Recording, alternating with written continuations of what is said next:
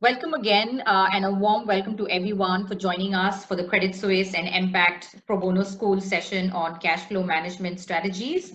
We're very happy to see participants from Singapore, Hong Kong, and Malaysia, and hope that we leave with some simple tips and strategies to be better able to manage your cash flows during this pandemic. Next slide, please.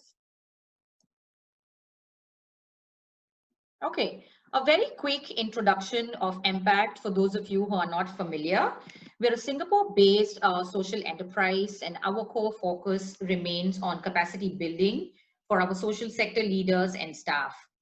And one of the key ways in which we do this or achieve this is by gathering knowledge and insights on specific needs in the sector and contextualizing our knowledge and guided frameworks to leverage some of our corporate partners like Credit Suisse to bring skilled volunteers and topical experts to address some of the critical needs in the sector.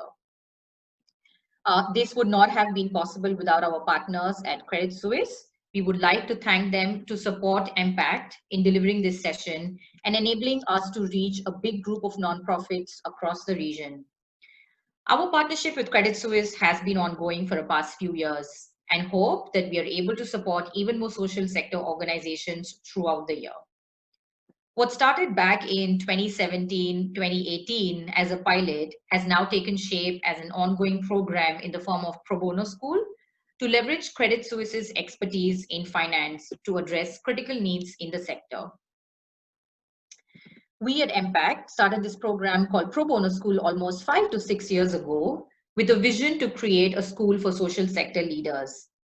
And our community of corporate volunteers help us look at some of the key domains and functions that are required to build the foundation of our social sector organizations through sessions like these. In the past, we've conducted sessions on different domains that you can see here. And today we're really focusing on the domain of finance and diving a bit deeper in the topic of cash flow management. Speaking of which, like I mentioned, we've been running this program with Credit Suisse for the past few years. So, the team at Empact and Credit Suisse got together to see what are some of the COVID-specific needs that we can address, through the program altogether. And today we're quite fortunate to have a very diverse audience as well, both in terms of size of operations and as well as geographies. We have a very strong participation from Singapore, followed by Hong Kong and Malaysia. And despite the diversity, there is that one thing that is currently tying us together, and that is really the topic of cash flow. Now, what makes cash flow management even more relevant today? And this is something we've gathered from, some of the sign-up forms and scoping calls over the past few weeks. Thank you for those who've shared, with us in a little more detail. But we hear that, most of us today have been dealing with uncertainties in cash flows due to delays in donations, etc. Also, most of us may or may not have the professional expertise or knowledge of best practices to be able to address key cash flow issues within our organization, especially during COVID. So we designed a two-part series to address cash flow related issues among nonprofit organizations. While we typically conduct these sessions in person, this time around we will break the Pro Bono School session into two parts. So after the online training, a selected few organizations will be able to apply some of these learnings through the one-on-one consultation with Credit Suisse volunteers early next month. I will share a little bit about these next steps, more in detail later today. But for the next hour, we will basically see some best practices and strategies, both in the NPO and the commercial world.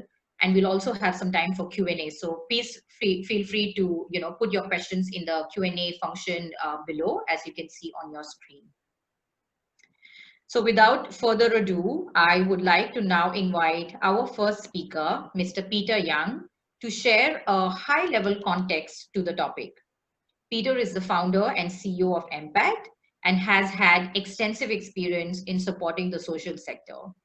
And not just that, but prior to Empact, he has spent 8 years doing financial advisory for the commercial sector. Over to you, Peter. Thank you, Parnita. Welcome everyone for joining us this morning. My name is Peter, as Parnita said.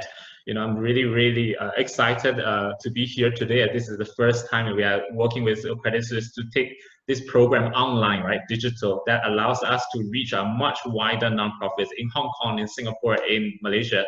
And when I look at all of you, you are extremely diverse. You know, there are some of you who are running organizations, hundreds of people, and some of you, you know, are really just one or two person with a big group of volunteers. So today, I thought before we jump in to invite David from Credit Suisse to come in to share more the tips, and I thought maybe I would start something to lay the basics of cash flow management. And when we talk about the cash flow management, for me, you know, as a layman, it's really just about the ability to track and forecast what the money comes in and money goes out, right? So in the social sector, I think many of us do financial reporting for compliance purpose. We do budget management, just making sure, you know, we are spending money on budget. But cash flow is not a very often topic for all of us.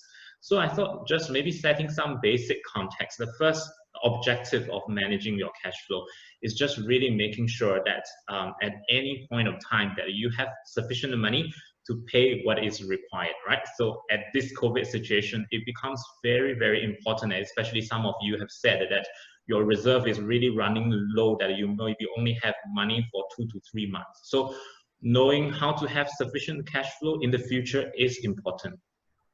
And second, I think, you know, unlike you are doing financial reporting, which is primarily recording what is the past, how much money you have spent in the past, cash flow management is largely concerning of the future, making sure tomorrow, 1 month down the road, or even next year, you have sufficient to tie you through. And last but not least, you know, unlike but you're doing budget once a year, you're doing your financial reporting once a month, cash flow is something that you can do. The frequencies really depends on how often your organization to see fit. During this COVID period, I have met some nonprofits. They are saying that they manage cash flow daily because they really wanted to make sure that their operation will never run out of money. So, so that's the basic about cash flow management. And why this is important at this period of time. You know, I know all of us has a lot of things to deal with, especially I'm hearing, you know, you have more increasing demands from the beneficiary you serve. You need to meet your fundraising target, which is quite challenging at this moment. You know, you want to write grant application, etc. And typically cash flow management isn't at the top of your agenda. And today, you know, if I can convince you at the end of the workshop is, you know, to have the cash flow management to move up to your priority and be something that you are cautious of this period, I guess that will be my success of today. And so if you ask me why it is more important more than ever, and I would say short term, we have here many of you to say that your grants disbursement has been delayed, right? Which caused kind of cash come in become much later than you originally forecasted.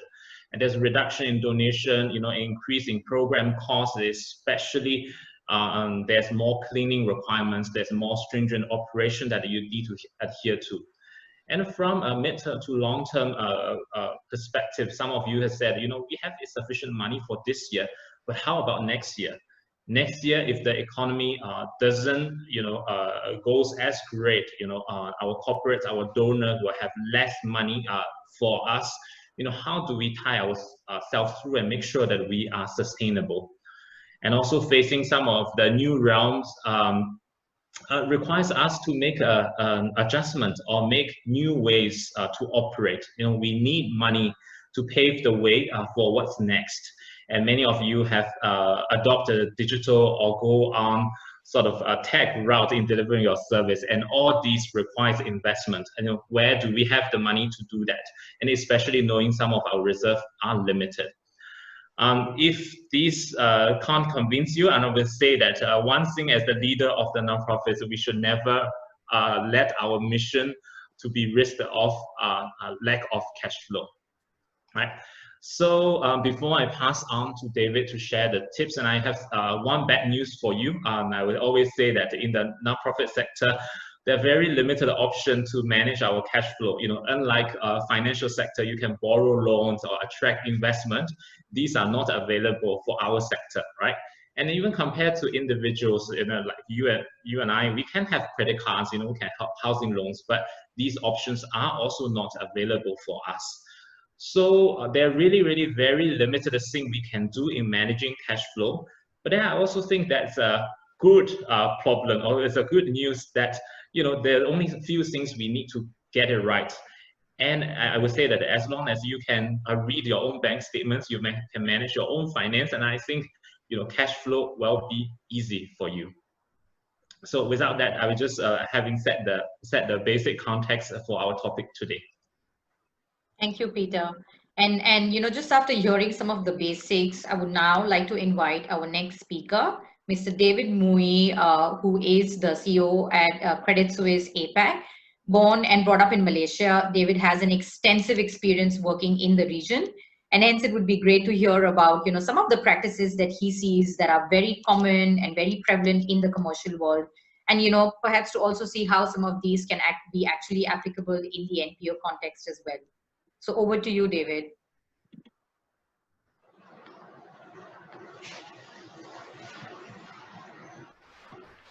David, you are on mute. There you go. Hi, can you hear me now?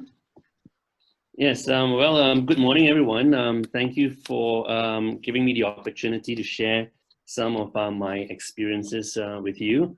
As Parnita mentioned, I was born and raised in Malaysia a long time ago, right?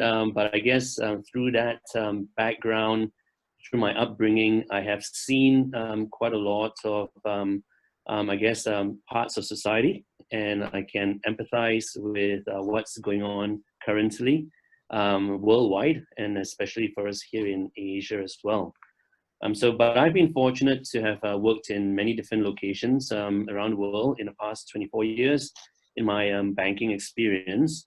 And currently I'm the APAC IBCM, which is Investment Banking, Capital and Markets CFO, as well as the COO for Greater China and Japan. Now, what does this all mean? It means that I have been fortunate to be in a position where we analyze the profitability of certain projects, of our department, of our performance, as well as looking at some of the controls, the growth mechanisms, the operational concerns, basically of running a business, right? But to be fair, I have got zero experience working and serving in a non-profit organization. So that's a caveat. But I guess when I look across the board in terms of what I went through personally, what I see in the commercial world, I'll take a guess that it's probably not too different in a non-profit organization as well, right? And I joke to myself, to my friends, that all of us as parents, we kind of work in a non-profit organization, right? What we do day in, day out to provide for the family. One day we'll give it all to our children, and basically we take nothing away, right? So in a way, it's a non-profit organization.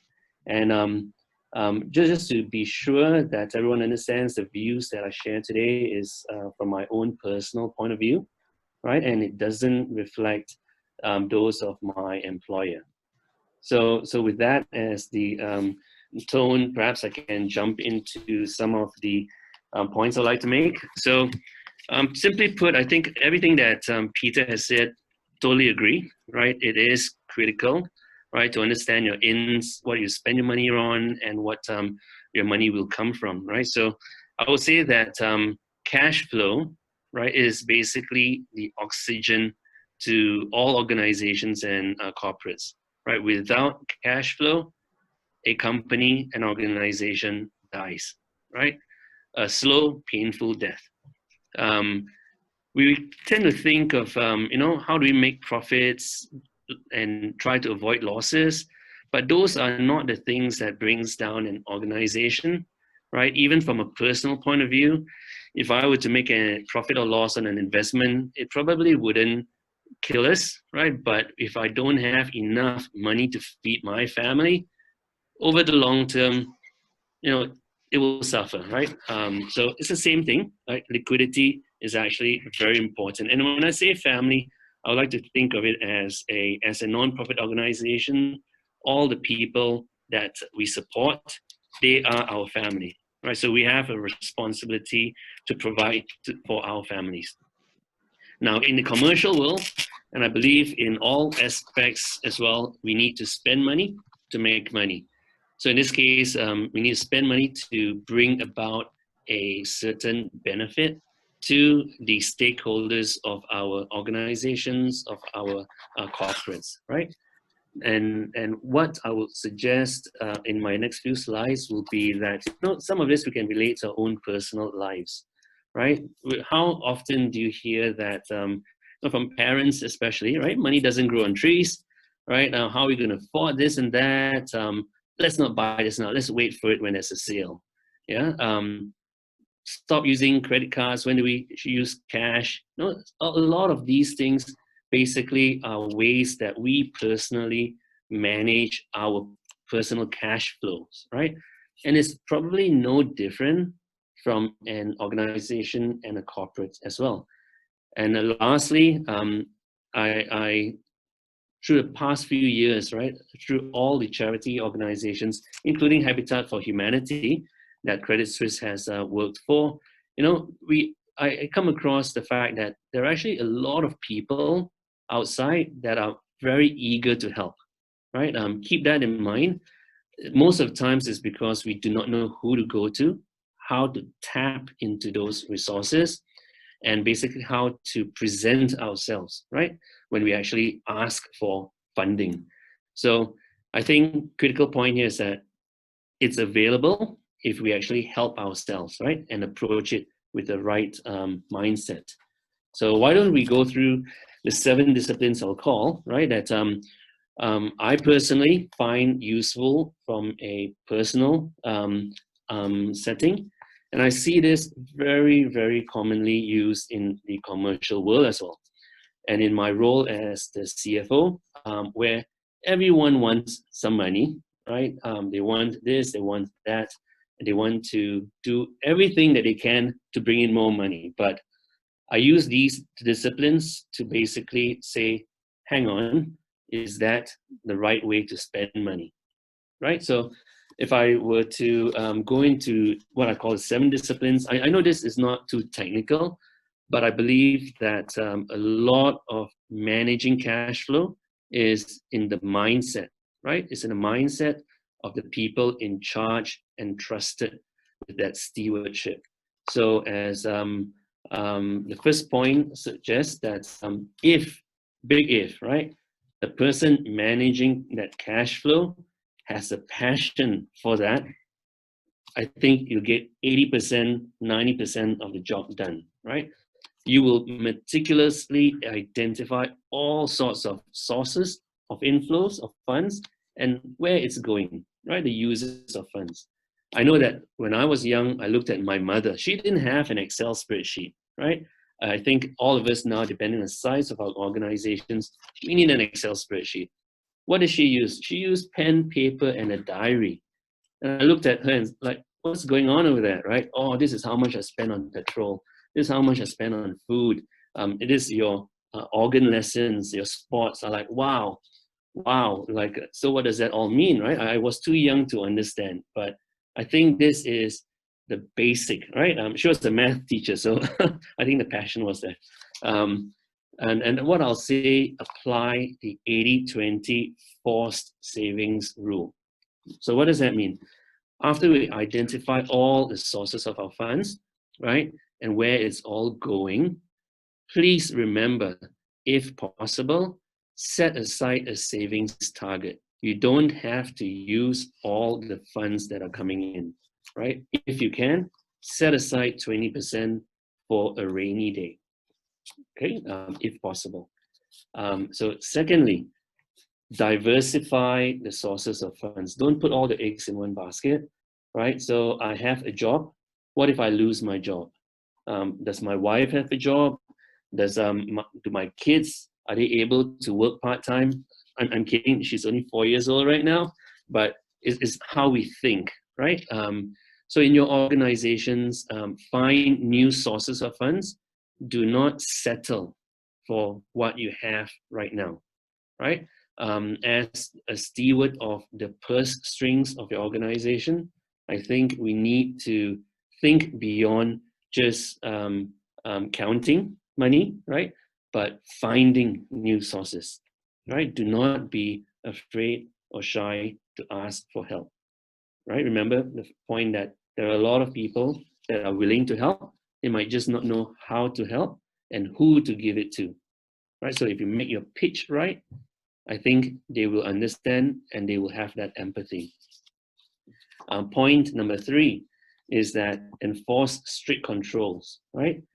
Set up the appropriate approvers. Do not have someone who is not prudent, right? It's very important to have that person to be able to say, now you and you alone are in charge of the cash flow. You have to get it right, right? If you do not know if you should approve, talk to the chairman, talk to the CEO, talk to the leaders, right? Very important to turn off the tap up front, right? A lot of times when we run into trouble, it's not because of what we just did now, it's because of what we've done perhaps a few days, a few weeks, a few months ago, where we committed to spend money, right? So understanding the cash flow of the future, what you commit to now is going to impact the next few months, years, perhaps, of a cash flow. If it's not right, turn it off now. After spending, when you look at your records, it's going to be too late. Okay? So in my role, when my bankers come to me and ask, can I do this? Can I sponsor that? Can I run this new project? I like, tell me why, right? And if it's for wrong reasons, turn it off now. Do not wait. Okay? Number 4 is to try to self-fund as many initiatives as possible, right? So the question is that, well, if I have a project, I have to spend X amount on something to help somebody, right? How can we self-fund that? Is it only through grants? Can we get the beneficiaries of the funding to help self-fund that? So the analogy that I will use is that if I look at my children, right, and I'm like, hey, you know what? If you want to go for those tennis lessons, how can you self-fund those tennis lessons, right? Can you get involved with other activities to help bring some of that funding in? So if you were to go and, so from personal experience, I have gone on many charity trips, expeditions, projects to actually do something for the community, right? So I think the secret formula that was used there is that, yes, let's do that for the community, but let's get the people involved in that community to also self-fund it. With that, I think with skin in the game, there's actually a higher chance that a project will succeed. So when the beneficiaries of those funds self-fund it, perhaps not everything, some of it, they will not let it fail, right? There's a higher chance they will not let it fail. Number 5, that everyone wants to do their own thing, right? So we have limited resources. We need to prioritize ideas and initiatives. Sometimes it's hard to differentiate when there's a huge benefits, right? If you do something, the bang for the buck. There's a high bang for the buck if we do project A, but in the long run, project A is not sustainable. We also need to look at that aspect to understand, is that something that I want to do now? Yes, it will benefit a lot of people, but after 1 month, it goes away. Will that benefit thereafter be forgotten, be eroded? Will it fade away? If it's not sustainable, you might not want to proceed with that idea or initiative, right? So do balance, bang for the buck, and how sustainable that initiative will be. Lesson or discipline number 6, right? As mom always tells them, right? You got to prepare for a rainy day. Now, a lot of literature on that. Personally, I will apply the 6-month rule. So what does that mean? That means that if I were to lose my job tomorrow, today, in my world, you never know, it could be the next 10 minutes, right? How will I continue thereafter to fund for my personal family needs? I need to have savings or some funds available somewhere that will let me survive for the next 6 months. Is 6 months right or wrong? It's I think to some it might be too short, to some it might be too long.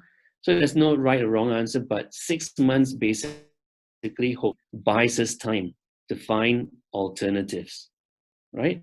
It's not to say that 6 months time I'll find a job. It could be 6 months time I'll be able to move to another location. I'll be able to find new funding. I might find another project which is actually more self-funding in nature.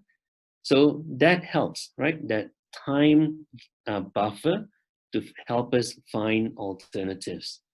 And what we will probably say, what are the worst case scenarios, right? So not to lose sleep over it, but do consider in all things that we do, what's the worst case scenario, right?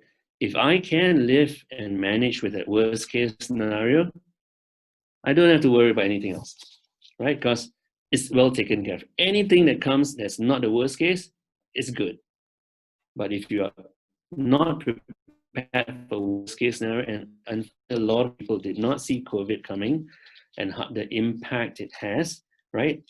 Hopefully the 6 months rule helps buffer the impact, right? But if you can predict your sources and users of funds, what if that grant donor decides to stop? What if A, B, and C is no longer committed to the project? What's the worst case scenario, and what do I have to prepare and counter that? Do think and plan accordingly, right? The last point, again, depends on the size of your organization and the amount of inflows and outflows and how dynamic it is. Semi-annual, I think, is the minimum, right? To others who are in a better position, maybe an annual. But I guess if your organizations are really undergoing a cash crunch, then daily is definitely something that should be done, right? So that basically says that you should manage and review your cash flow. The timing minimum, right, is a semi-annual or annual to a certain extent for larger organizations or better well-funded. Okay, so I'll share with you those 7 disciplines that doesn't talk about Excel templates, doesn't talk about bank statements, but it's wherever you are, whatever you do, those 7 disciplines can actually help prepare you, right, to do the necessary to ensure that you never run out of oxygen. Okay, so what can we do going forward? Manage cash flow like it was your own money, right? In my job, in my role, I manage the firm's money as if it was my own. Therefore, I will at least ensure that the decisions made are prudent, right? It's not to say that I don't like you or I like you. It's that what will I do if it was my own money at stake? And more often than not, I think you'll make the right decisions. Do not be afraid to say no, right? You will be the unpopular person in the room, but that is your role, right? To be objective and to exercise prudence. So if you have to turn some beneficiaries away to save a larger pool of beneficiaries, perhaps that is the right thing to do. It's not going to be easy, but hopefully give them sufficient time to manage through the alternatives, right? Do not say yes to all projects that come your way because you will run yourself too thin. The resources will run too thin. We need to prioritize. Everything cannot be equally important, right? It's hard. Everyone is going to say mine is the most important thing in the world, but you have to look through, manage through the noise, the smoke, and find the right answers. Yeah. discuss, communicate with your team. You, in your position, you're not alone, right? You will need your team to help think through some of the complicated problems, right? To help find alternative solutions. You're not alone, right? Prepare business continuity plans. This is along the lines of worst case scenarios. What if? What if COVID happens? What will I have done? What if my key project crashes? What am I going to do? Right? Have your continuity plans. So the last one, I think everyone has said it, knows this, but it's very simple, right? Delay payments as long as possible, but spend per budget constraints. If you do this, your money will never run out. Sorry, your cash flow will never run negative because you postpone all the payments, but you never spend more than you can afford, right? You will never have negative cash flow. Number 7, state of mind. It's be optimistic, right? Be a good attitude. Be the person that everyone wants to help so that when you go to them and say, I need help, they will want to help you, right? They will go bend over backwards to help you. So remember, right? A bit morbid, but it's a joke nevertheless. When death stares you in the face, right? Worst case scenario, when death stares you in the face, what can you do? The only thing you can do, smile back, right? You're not afraid. You can do this. Have the right attitude. Okay. With that, I will pass it back to Parnita and Peter. Thank you, David. Thank you. Thank you for some really relatable tips, from your commercial experience as well, that we can use to be more prudent with cash flows as well. And I'm coming back to Peter, given his experience in managing nonprofit organizations and social enterprises in the region, I would now invite him to share some of how can some of these strategies be contextualized and be applicable to the social sector. So over to you, Peter. Thank you, Parnita. Thank you, David, especially for sharing something, make a cash flow as topic so easy and relatable for everybody. And for those who are wondering, is it that simple? From a CFO of a large organization, I can tell you that, once you kind of learn the basics, and it is that simple, just a few principles to get right? And in my portion, I want to come back to bring some of what David has said into a more nonprofit context. And I think many of you have asked us, what are some of the examples from your fellows that you can learn and from them. So my sharing will be largely taking some of the principles David has mentioned into our context. And I also will share some of the examples and the top strategies we have seen that have worked for many of our fellow organizations. Before I start, and I think I would call out to that, for us, the building block is simple, right? So we have our income. This is where our cash inflow comes from, donation, grants, and to some extent is the fees that we charge for some of our program, right? And from the expense point of view, we have program costs. We have some other fixed costs like rental and etc. And but most of us, our sort of big bulk of the cost is salary for those slightly more mid-sized to the larger sized organization. And the last but not least, we have reserves, and I think hard-earned reserve that we have accumulated in the past. Largely, they are in the form of cash, and then some are in fixed deposit. And some of you, I know that you have a quite prudent investment as part of your reserve. Right, so in this context of the cash flow, I guess it's really simple, looking at how can we increase the income, the cash inflow, how can we decrease the cash outflow or delay the cash outflow, and if you really short term, you don't have enough money, how do we channel some of the reserves to pay for the expense that we is necessary, right? So I will take the first part of the sharing of some of the stories in a very short term. Short term, what can we do? And also I will share some of my point of view on what I've seen from a bit more mid to long term perspective. How do we manage money?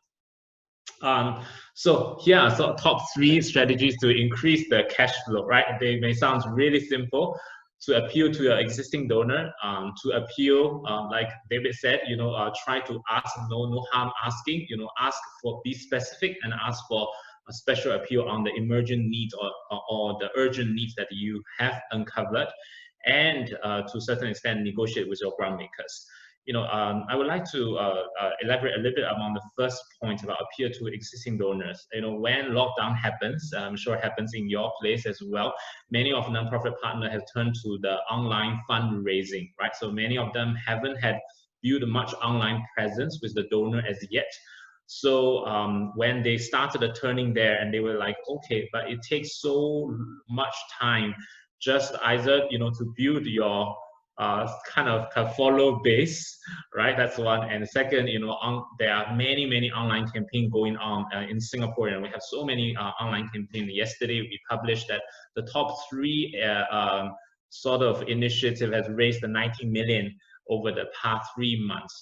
Many of you have found it's really hard to compete with those top fundraisers, right? So, and I would say that based on some of our interviews with nonprofit partners, actually it's much easier to, instead of acquiring new donor, starting new fundraising campaign online, it's much easier to turn to your existing supporter and ask them, because they already know the mission, all right? They already know what you are having. So it's much faster and a much successful ask if you come to your existing donors, especially those who have been following you for many years. So that's one. And second, I would say that many of these donations are topical, right? So people can relate to a very specific situation, especially the pandemic at this moment, right? So a tap on the current issue, especially the beneficiary that you are serving are facing some urgent issues, and tap on those and ask for special appeals. And some of the nonprofits have told me that, oh, it's really hard, we can't compete COVID-related thing, mine is in education, how can I make it very appealing to donors where all the focus are on health? And I just want to share one of the examples. This is one of the scheme in Singapore. It's called Recess at Home. So some of you might be doing it when COVID starts, right? So a lot of the low-income families, their kids have to stay at home and do home-based learning. And they may even lack of the basic necessities for food and etc. So their foundations, the government come together and created this scheme. And I think within 30 days, they have raised collectively 1.5 million just for this Recess at Home scheme. Right. Last but not least, I think many of you are funded by grant makers. I think most of them are quite empathetic for the situation. They may not upright to come to you to say, I can relax your KPI and etc. But we do have seen lots of grant makers sort of giving leeways, either from a timing perspective to disperse the money to you because they know that you may be affected, or giving some leniency on the KPIs that you have developed because of the COVID situation. So that's on the inflow side. On the outflow side, as David mentioned, close the tab as much as possible, right? Those unnecessary, we're trying to close the tab. And one of the top strategy we have seen during this period is really the effectiveness of using in-kind donation to offset those costs that you already have budgeted that you need to pay cash, right? This is also because many of the, your donors, maybe some small and medium-sized business, they are very affected during this period. They're no longer able to commit the cash to you as they would have done. But nevertheless, they have a lot of good resources. They are in-kind resources, whether it's service, whether it's goods, that can help you to lower down your cash outflow. This is one of the cases in Singapore, when COVID starts, Marina Bay Sands was one of the bigger sort of hotel resorts. They got affected because of lack of tourists, and they donated a huge amount of food to charity that who does sort of food distribution and etc. And that's a huge cost saving for many of the charity in this manner. Of course, I mean, Marina Bay is a big group, but I know there are many SMEs, those companies are doing cleaning, those doing delivery service. They are very happy to do their part, not in cash manner, but in what they are good at. So do looking for those in-kind donation opportunity to help you to manage the cost. Second, David mentioned that, delay the payment as much as possible. I won't touch too much on that. And the last but not least, I think in our sector, I think it's very hard, or I haven't heard many news, about, despite the manpower being the really sort of big cost for all of us on a monthly payment basis, but there is very little so far I hear, about dealing with the manpower cost. And if in the end, that is the last result you need to use, and I think there are still many different layers, right? So you don't have to let people go.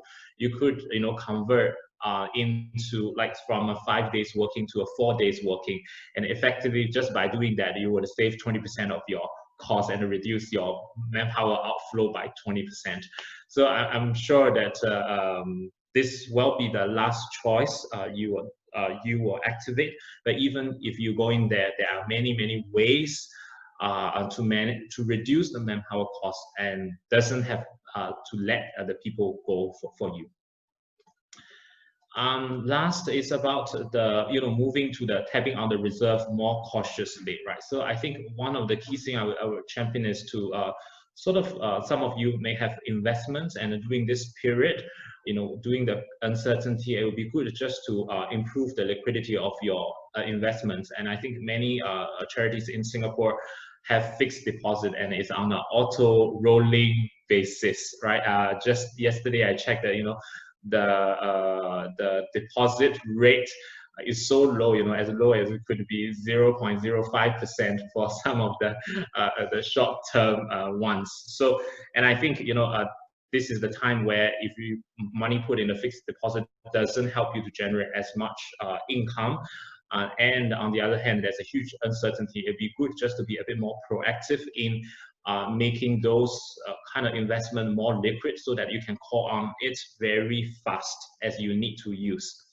And second, many of us, we have restricted funds designated for certain purpose. It may look like you have a lot of money in the bank, but they are restricted for certain ways. And I have seen charities being able to tap on this. You can always repurpose the money. It doesn't mean that it's designated for a certain purpose, but you can't change. At facing survival as an issue, I'm sure your donor or your grant maker who have restricted the purpose of the funds for you would be happy to have a conversation to repurpose this money. And last is also, most of our charities have a reserve in Singapore. At least on average, we have 1 to 2 years reserve. And during these rainy days, as you may want to really look at it to say, we have saved enough just for this purpose. Hence, do we really still need a 1 year as the policy for us to move forward, or could we sort of open the tab? Even government is open their tabs, from their reserves. Can we do the same? So that's on the short-term basis. Looking at increase the inflow, reduce outflow, and how do you manage some of your reserves. And if you are those ones who are thinking to say, now I have sufficient cash, but what about next year? And how do I make sure long-term, I have enough money? And my personal view is that from a midterm to long-term perspective, it's no longer just about managing money. I assume that in the short term, you can manage money well.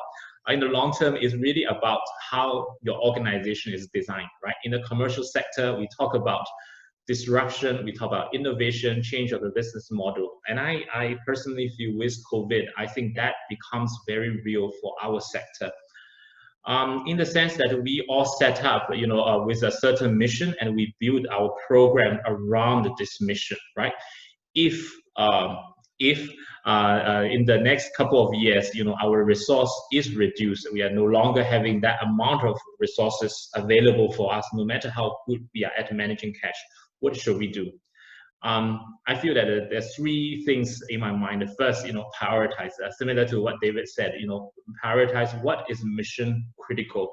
Yes, we would like to help everybody, and it's really hard to scale back the help that as we see the need are. But there is a way for us to really looking at all these program relevant, all these program necessary. which are the ones that are more mission critical, which give me a much higher outcome with the amount of money I put in. So prioritize mission critical programs and continue those. And second is like productivity, and I think so far we have largely been shouted a little bit about tech and all the other disruptions, and I think it's really time to look at how can we leverage technologies to use less resources but deliver the outcome in the same manner. And I'm sure many of us have feel the power of technologies when we have made our tuitions online, made our volunteering online, and etc. So technology does help us, and how do we better utilize that? And the last but not least is really looking at what are other innovations, how can we partner with other nonprofits to achieve our mission. I give two examples before I open quickly to the Q&A. So one of the case study is one of the organization that helps migrant workers. As you might know, that in Singapore, the migrant worker become the epic for the pandemic, and there are lots of cases happening in the dormitory. So this organization provides trainings for the migrant worker, especially helping them to learn English. In the past, their class are conducted in person, only on their off days. But during this COVID period, you can see, they have launched an AI app. You're not only teaching English, but teaching them about mental health, teaching them about how to give them entertainment, especially when they are sort of quarantined in a dorm that they can't go out and can't even go to work. And the amount of reach has sort of reached a tenfold and what they could have done before COVID. So this is a way, it's really about leveraging technology and do tenfold as what we can, 10x as we can, with the same amount of money. And finally, I come with one of the Hong Kong example about one of the innovation that I personally is very inspired with. And I think doing this initiative called Community Time Bank started way earlier than COVID, which is basically a time bank concept, allowing the low-income individuals to contribute time and skills to others, and in return, the time become a currency for them to get utilized in their future. I think this example is particularly very relevant, especially for those of us who are helping the low-income populations, right? Traditional method is about helping the low-income population. We can give them subsidies, we can give them money, we can give programs to them, and etc. Actually, nothing beats, if we take a step back, if our resources are limited, we become the ecosystem holder. We create an environment whereby they can self-help themselves. We no longer need to spend as much money, but they can help themselves. If they don't have money, but they have their time, they have their skills, even just as simple as, babysitting for the neighbors, for example. That is an hour, and that could be very valuable for other low-income families who both the parents has to go out for work and worry about the kids, right? So there are ways or even technologies that is available to fundamentally challenge or looking at how we are organizing. And I would want to call out to say that is the way for us to mitigate the long-term sustainability issue. Okay, so the last point I want to make is that before you conduct any strategies, and I think you should know where is your cash flow sits, right? So don't rush into making the decision, knowing what is your monthly in and out, knowing when your cash runs low in the next 6 months or in the next year. So knowing that is very important. And nothing beats what David said, knowing what's your worst case scenario. So we may always have a very optimistic case in our budget, but during this period of time, it's good to consider what if today our program is delayed, our grants doesn't come in, which months, I will run into negative cash flow. And if you understand the worst case scenario and you can take action about the worst case scenario, and I think we can all sleep very happily. So and also we have some tools and available, especially for nonprofits. Some are Excel based, some are more cloud based, and after this session we can share those to you guys. and followed we have some the next sort of online training is about cash flow forecasting. So with that, I pass back to Parnita. Thank you, Peter. And thank you both Peter and David for sharing such great insights on, how NPOs can implement simple strategies to just manage cash flows better. We do have some time for Q&A from the audiences. So if anyone in the audiences have questions, please feel free to use the Q&A function. Yeah, I mean, while we, I just wanted to understand from you guys both, in terms of if organizations were to be able to gauge their overall health, like you mentioned, they can track and monitor. Can you tell us how, how can they actually go about tracking and monitoring their overall cash flow health of the organization? David, anything that you've seen, from the clients or, the things that you see in the commercial world as well? Sure.